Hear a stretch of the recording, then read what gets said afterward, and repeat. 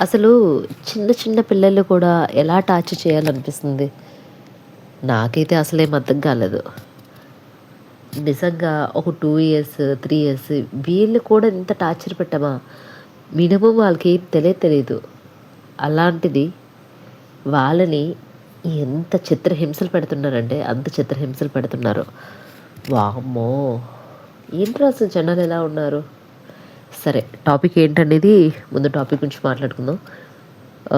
Bengaluru already ఈ విషయం viral అవుతుంది. బెంగుళూరులో క్యాబ్‌జెమినీ ఐటీ కంపెనీ.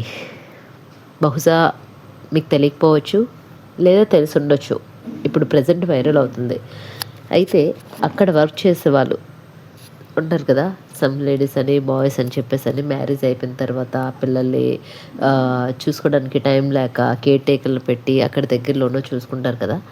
సో, అలాగా అక్కడ ఐటీ కంపెనీలో కూడా ఇలా పిల్లలు చూసుకోవడానికి సమ్ ప్లేస్ అనేది ప్రొవైడ్ ఉంది. ఆ ప్లేస్‌లో పిల్లల్ని చూడడం అనేది జరుగుతుంది. అయితే ఇక్కడ ఏం జరిగిందంటే, సో, అందరు పిల్లలు ఉన్నారు కదా! ఏం చేయరు కదా! అని చెప్పేసని వీళ్ళు నమ్మకంగా వర్క్ చేయడానికని చెప్పేసని వెళ్ళిపోతున్నారు. కానీ ఇక్కడ జరుగుతుంది, ఏం జరుగుతుందనేది పేరెంట్స్ కూడా ఎళ్ళేటప్పుడు తీసుకెళ్ళిపోతున్నారు. ఓకే. అంతా బానే ఉంది కదా! అని చెప్పేసని తీసుకెళ్ళిపోతున్నారు తప్ప, బట్ కానీ అక్కడ జరిగే సిట్యుయేషన్ అయితే ఇంకొకటుంది. ఏంటంటే అక్కడ చిన్న చిన్న పిల్లల్ని ఒక 2 ఇయర్స్, 3 ఇయర్స్ ఈ పిల్లల్ని ఏం చేస్తున్నారంటే వాషింగ్ మిషన్‌లలో పెట్టేయడం, వాష్‌రూమ్‌లో పెట్టడం, డ్రమ్‌లలో పెట్టేయడం. ఎందుకని చెప్పేసంటే వాళ్ళు ఏడిస్తే ఏడనీయకుండా వాళ్ళు జాగ్రత్తగా చూసుకుంటాను అని చెప్పేసని. అండ్ నేనైతే ఈ మధ్య ఒక వీడియో చూసాను. ఆ వీడియోలో నాకు చాలా బాధ అనిపించింది. అంగన్వాడీ కేంద్రం అనుకుంటా. ఆ కేంద్రంలో కూడా పిల్లల్ని కేర్ తీసుకునే విషయంలో ఎలా కేర్ తీసుకుంటున్నారు? అసలు నాకైతే మైండ్ బ్లోయింగ్.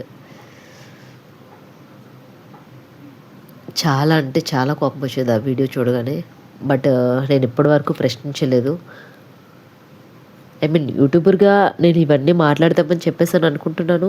కానీ మాట్లాడలేదు. కానీ విషయాలు అందరూ తెలుసుకోవాల్సిందే. మీరెక్కడ వర్క్ చేసినా, ఏం చేసినా మీ పిల్లలు ఒకరికి అప్పచెప్తున్నారంటే మినిమమ్ ఒక జాబ్‌కెళ్తున్నారు. డైలీగా కేర్ టేకర్ మీరు పెట్టుకుంటుంటే ఒక సీసీటీవీ ఇంట్లో అయినా కావచ్చు, లేదా బయట ఎక్కడైనా సరే కావచ్చు. ఒక సీసీటీవీ అనేది ఉండే చోటు మాత్రం పెట్టి అండ్ నెక్స్ట్ కనెక్షన్ అనేది మీకు కూడా ప్రొవైడ్ అయ్యేటట్టు ఉంటే పిల్లలివ్వండి. లేకపోతే లేదు. ఎందుకని చెప్పేసంటే ఇప్పుడు first year, second year, third year ఈ టైం అప్పుడు పిల్లల్ని చాలా ఫాస్ట్‌గా, ఎంత ఫాస్ట్‌గా వాళ్ళ మైండ్ ఎలా పనిచేస్తదంటే, మనం ఏం నేర్పితే అదే అంత ఫాస్ట్‌గా నేర్చుకుంటారు. సో, ఆ టైం అప్పుడు మనం వీళ్ళెంత చిత్రహింసలు పెడితే వాళ్ళ జీవితకాలం కూడా వాళ్ళు అలా భయానికి లోనవ్వడం, తర్వాత చాలా అగ్రెసివ్, ఎవరితో ఎలా ఉండాలో కూడా తెలీదు. ఇవన్నీ కూడా ఎవరినైనా చూసినప్పుడు భయపడడం, చేయడం ఇలాంటివన్నీ జరుగుతుంటాయి. సో, మనం ఇంటికెళ్ళిన తర్వాత పిల్లల మీద అంతే కేర్ తీసుకోవాలి. అండ్ నెక్స్ట్ పిల్లలకి ఎవరైనా అప్పచెప్తున్నా అది గుడ్డా, బ్యాడా లేకపోతే ఏంటి అని చెప్పేసని పరిసరాలు అన్నీ ఐ మీన్ చుట్టూ ప్లేసెస్ అంతా గమనించి ఒక్క అయితేనే పంపించండి. ఎంత జాబ్ చేసినా సరే. అది నేనైనా కావచ్చు, మీరైనా కావచ్చు.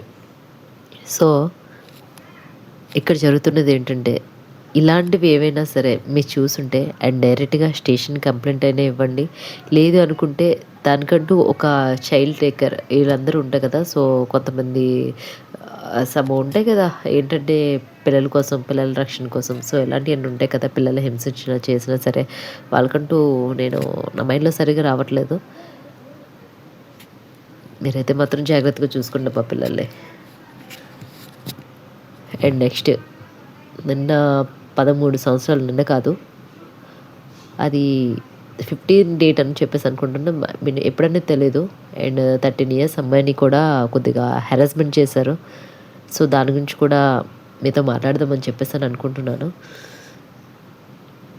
సో, నెక్స్ట్ వీడియోలో దాని గురించి మాట్లాడుకుందాం. ఓకేనా? Okay guys.